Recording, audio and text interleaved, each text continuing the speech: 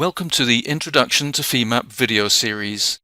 In this and the next couple of videos, we'll use Femap to go through the steps of creating and setting up a finite element model, analyzing it with NX-Nastran, and reviewing the results.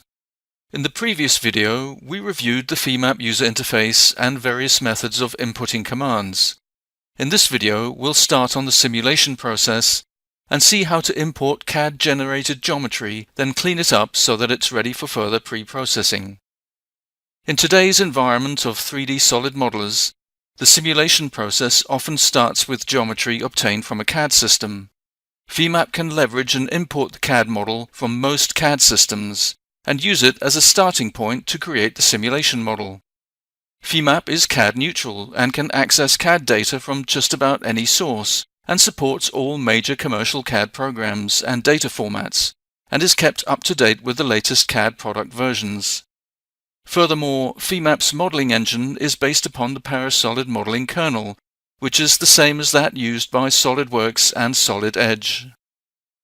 In Femap, select the Import Geometry icon on the Model toolbar. Then select the geometry file you want to import.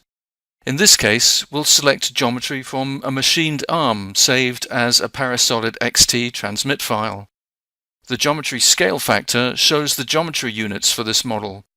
Since meters are the base unit of length for Parasolid, a value of 1000 indicates that we are using millimeters. Click OK and the geometry is imported into Femap. Once imported, we need to make sure that the geometry is in good shape. If any problematic geometry exists, it will adversely affect finite element mesh generation later on. In fact, identifying and cleaning up bad geometry is one of the biggest challenges in FE model creation, and can take up a lot of time. In Femap, there are many tools available to help clean up the geometry, but in this example, we'll try the automatic approach. Zooming into the model, we can see that there are indeed some extra points and curves present, which will affect mesh generation. So we can select the Geometry Solid Cleanup command and select the solid component, and we'll just use the default cleanup options.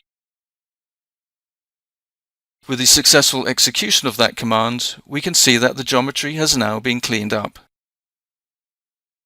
In the next video, we'll move on to the next stage and start to set up the model and define the materials, properties, and boundary conditions. In Femap's help system, you have access to a number of worked examples that you can step through to help you come up to speed with the use of the program. Also in the help system is a link to the Femap community. We recommend that you register and sign in. The forum is regularly monitored by the Femap development team, as well as many experienced users around the globe.